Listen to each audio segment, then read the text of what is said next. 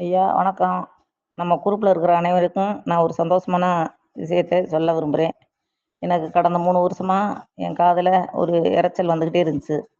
அது எப்படின்னு சொன்னா, க க கீரையும், நான் 3 நாள் தயிர் புளிச்ச தயிரையும், பொன்னாங்கண்ணி கீரையும் கலந்து சாப்பிட்டு, நான் நைட்டு மழை காத்த வாங்கி படுத்ததுனால, எனக்கு அதிகமான சளி பிடிச்சு, எனக்கு காதுல இரைச்சல் வந்துருச்சு.